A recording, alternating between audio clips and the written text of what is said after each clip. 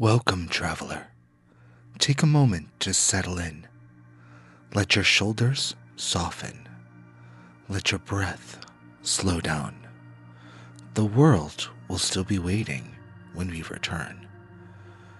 We are not here to tell you what to believe, but we are here to explore what has been written, remembered, and passed down. Together, we will examine wisdom traditions with curiosity, reflection, and an open mind. Tonight, we open the first door. Chapter 1: Why Humans Seek Hidden Wisdom. Since the beginning, human beings have looked beyond the obvious. We have looked up at the stars at night and wondered why they move. We have watched the seasons change and wondered, what is time trying to teach us? We face birth, death, love, grief, fear, beauty, and mystery. And again, we have asked the same questions. Who are we? Why are we here? What happens when we die? How should we live? What does it mean to become wise? These questions are older than any one religion, older than any one book, older than any one school of magic or philosophy. They belong to humanity itself. Every culture has tried to answer them in its own way. Some used myth, some used ritual, some used prayer, some used meditation, some used philosophy, symbols, numbers, stars, dreams, cards, herbs, chants, temples, and sacred stories. Today, we often call some of these traditions mystical, occult, esoteric, magical, or spiritual. But at the heart of them is something very human: the desire to understand, the desire to live with meaning, the desire to turn confusion into wisdom. When people hear the phrase hidden wisdom, they often imagine locked rooms, secret orders, forbidden books, or strange symbols drawn by candlelight. And yes, sometimes wisdom really was hidden. Sometimes texts were kept in temples. Sometimes teachings were reserved for students. Sometimes rituals were not written down for the public. Sometimes knowledge was guarded by language, class, money, power, or tradition. But hidden does not always mean sinister. Sometimes hidden simply means difficult to reach, difficult to read, difficult to understand, difficult to preserve, or difficult to receive before the mind is ready.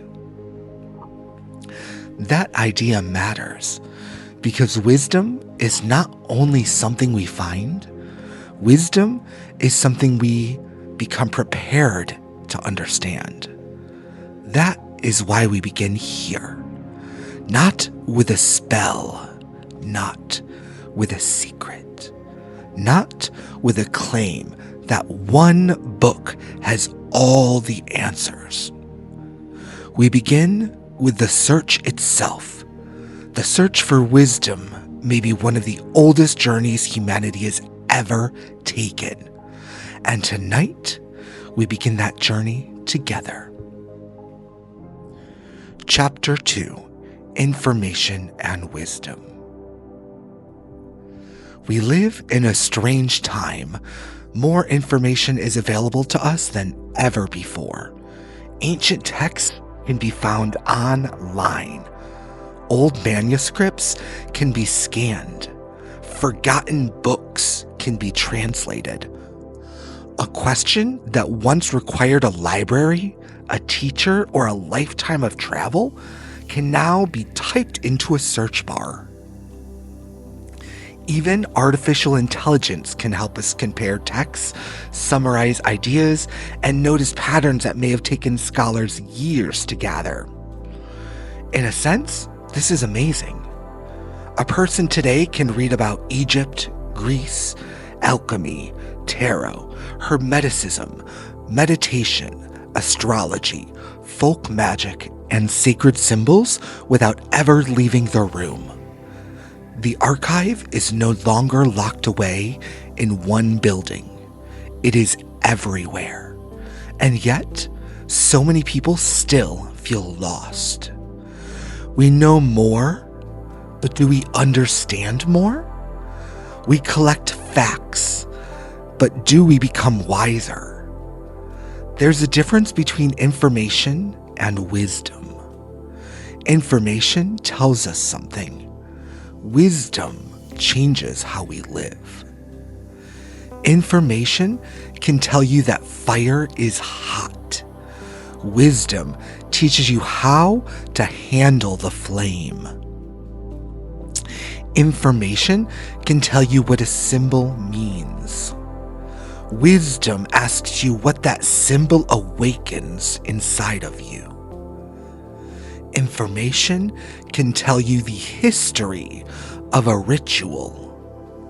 Wisdom asks what kind of attention, care, and respect the ritual requires.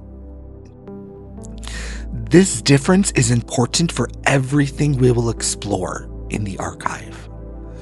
Because ancient wisdom traditions were not only about collecting ideas, they were about transformation.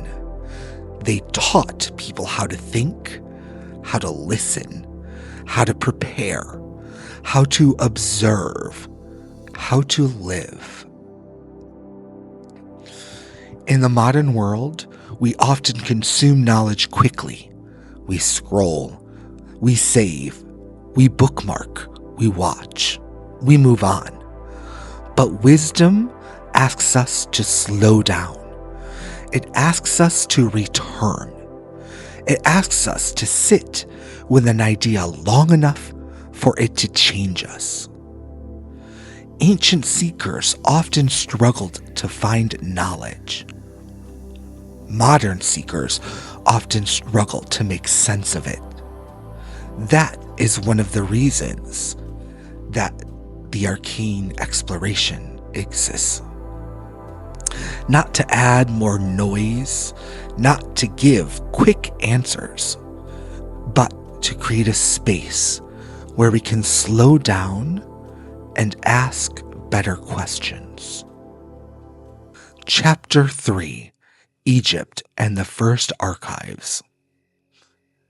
To understand the search for wisdom, we can begin in ancient Egypt.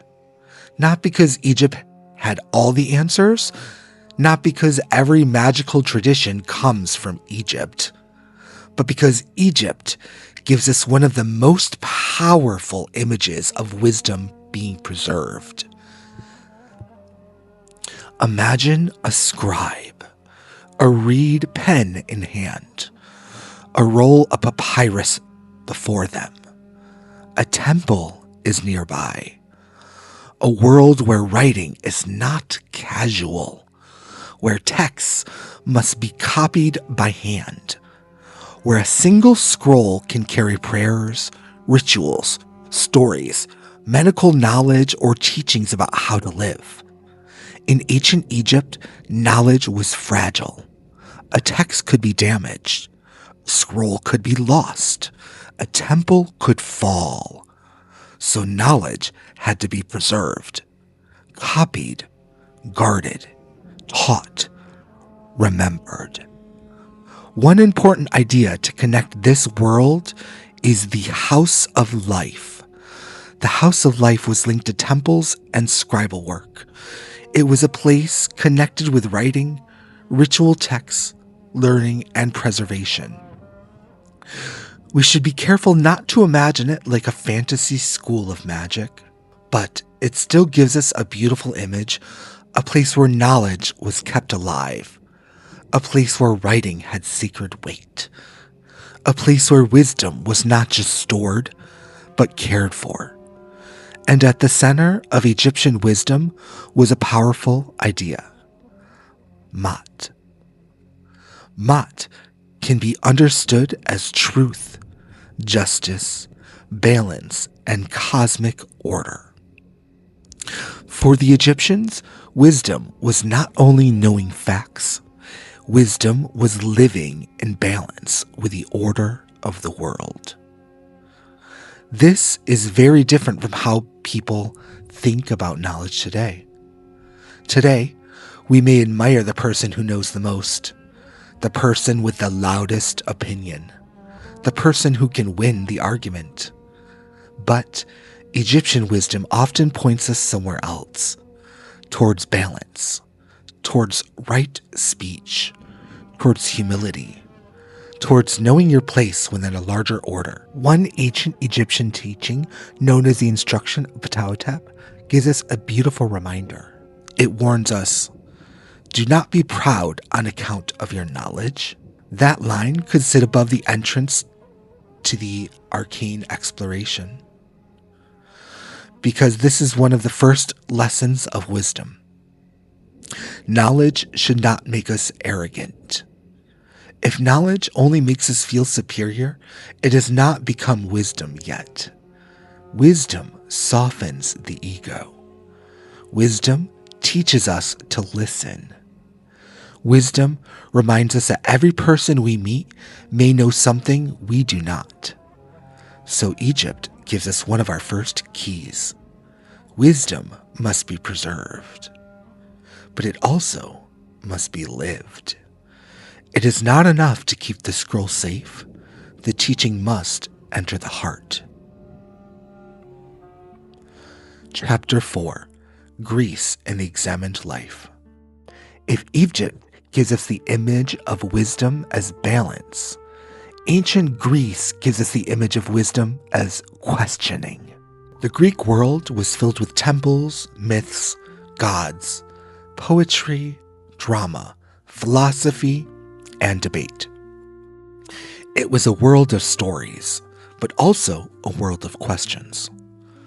Why does the universe exist? What is justice? What is beauty? What is the soul? What does it mean to live well? The philosopher Aristotle wrote that philosophy begins in wonder. That is a beautiful place to begin. Not with certainty, not with pride, but with wonder.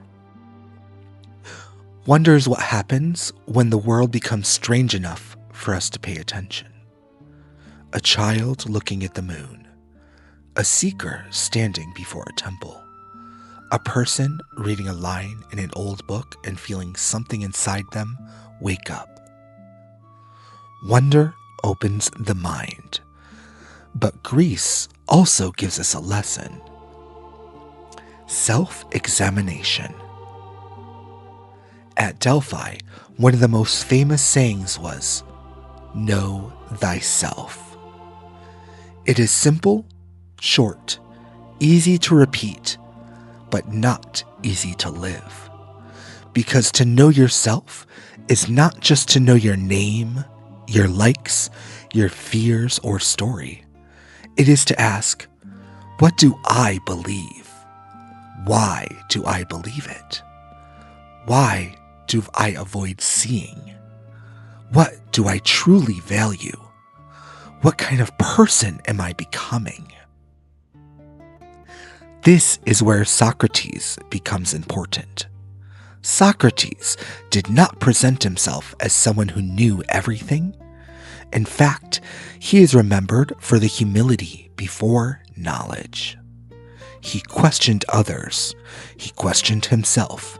He asked people to examine their lives, their values, their ideas. One of his most famous lines is, "The unexamined life is not worth living."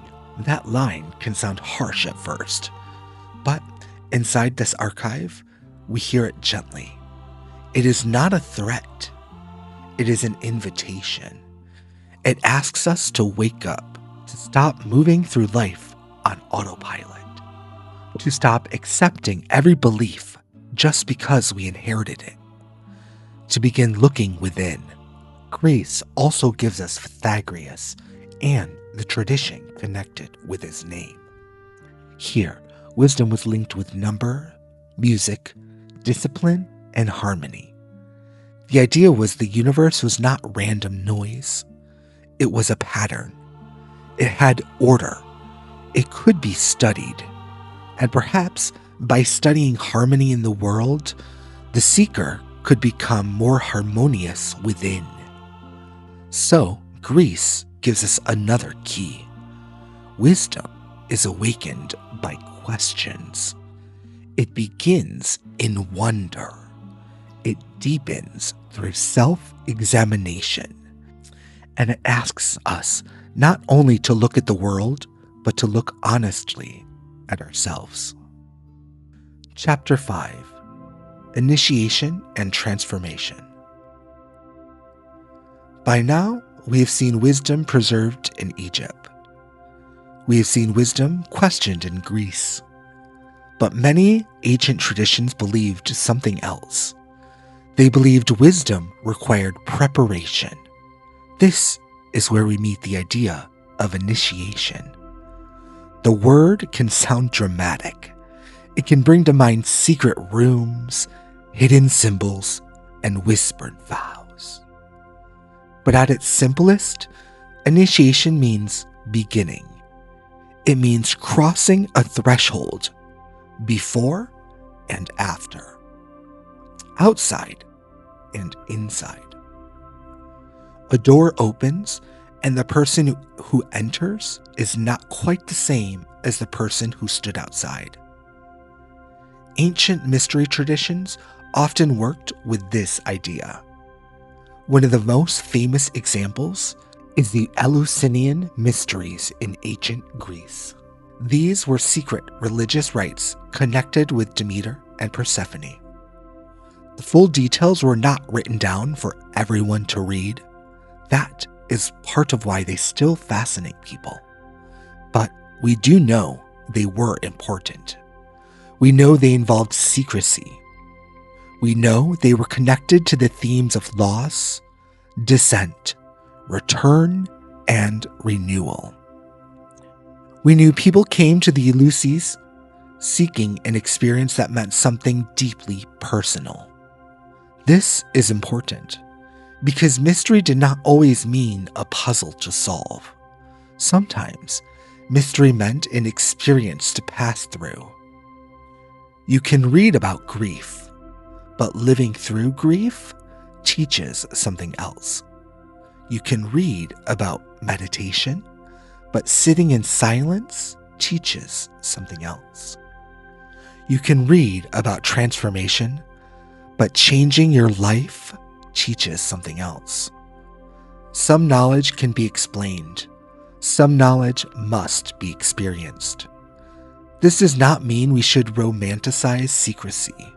Secrecy can protect wisdom, but secrecy can also protect power. Both things can be true. That is why we approach these traditions carefully, with wonder, but also with discernment, with respect, but not blind belief. For our journey, the main lesson is simple. Initiation was not always about receiving hidden information. It was about becoming ready to understand it. That is why the first door matters. It is not a promise that all secrets will be handed to us. It is a promise that we will learn how to approach them. Slowly, carefully, with patience. Some doors do not open because we force them. Some doors open because we become ready. Chapter 6: The Hermetic Idea. Now we come to one of the greatest rivers of Western esoteric thought, Hermeticism. The name comes from Hermes Trismegistus, a legendary figure connected with the Greek god Hermes and the Egyptian god Thoth. Hermes was linked with messages, movement, and crossing boundaries. Thoth was linked with writing, wisdom, and sacred knowledge. Over time, these images came together, and Hermes Trismegistus became a name connected with ancient wisdom, sacred writing, and hidden knowledge. But we need to be careful here. Hermes Trismegistus was not a historical figure we can point to with certainty. The Hermetic writings were not one single book from the dawn of time. They were a group of texts written in the ancient world that explore God, mind, nature, the cosmos, and the human soul. They were filled with dialogue, vision, symbol, revelation, questions. They asked what it means to awaken, what it means to know one's self, what it means to understand the relationship between the human being and the larger order of reality. This is why Hermeticism matters for the arcane exploration. Not because it gives us easy answers, but because it teaches through symbols and connections. It invites the seeker to see that the inner world and the outer world may reflect one another. The mind, the stars, the body, nature, spirit, all read together. Later, during the Renaissance, Hermetic writings became deeply important again. Scholars and thinkers believed they had found very ancient wisdom from Egypt. They believed these writings were older than they actually were.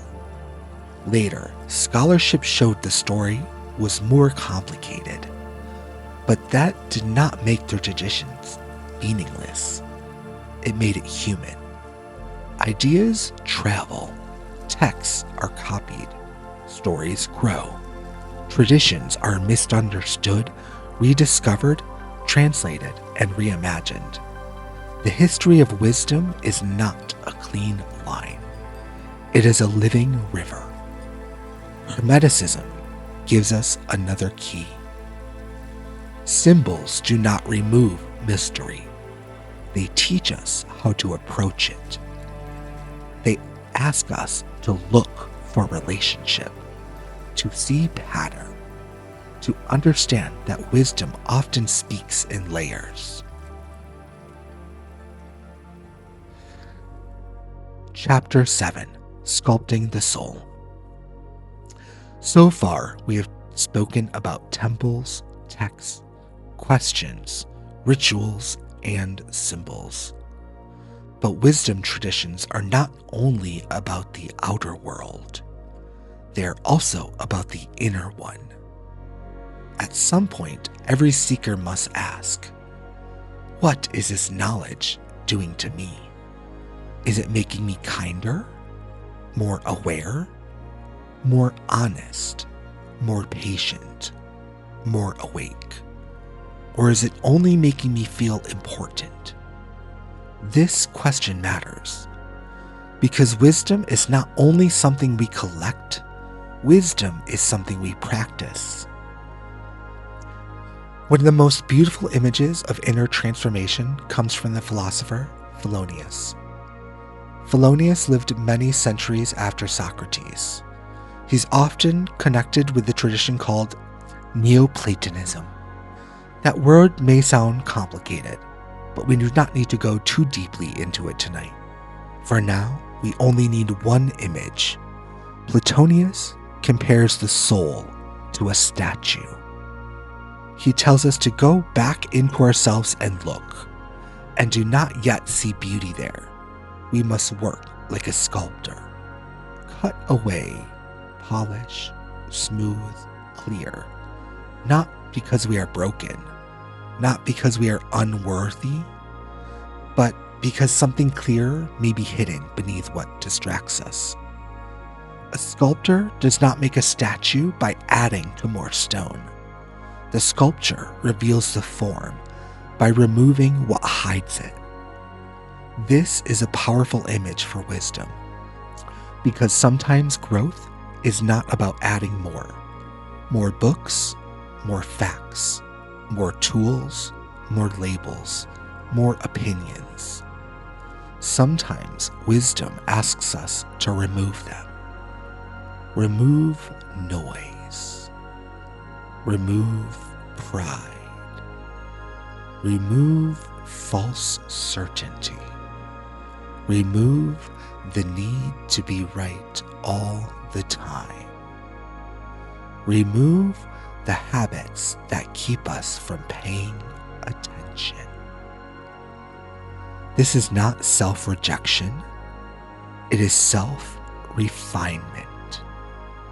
It is a slow work of becoming more honest with ourselves. The Arcane exploration is not only a museum, it is also a workshop. A museum preserves what matters. A workshop changes what is unfinished. And we are all unfinished. That is not a failure, that is the path.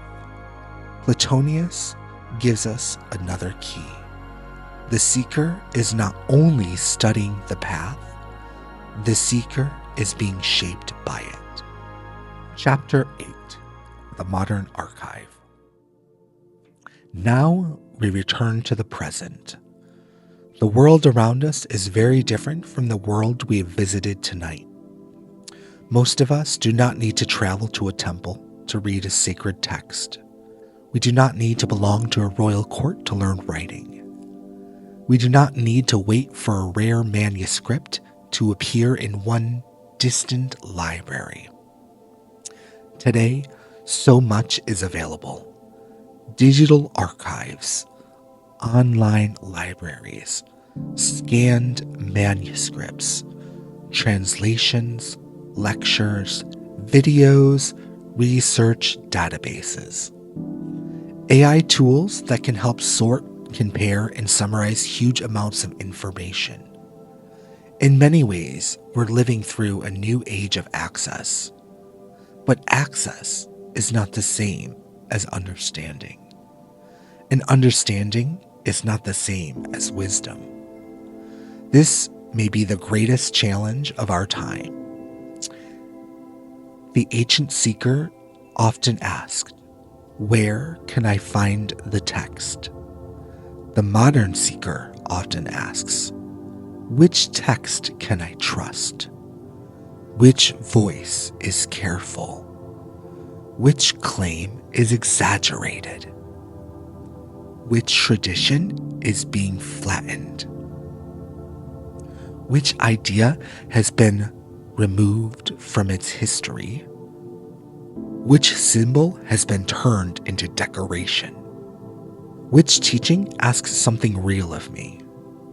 Today, the problem is not finding this archive. Today, the problem is learning how to read it wisely.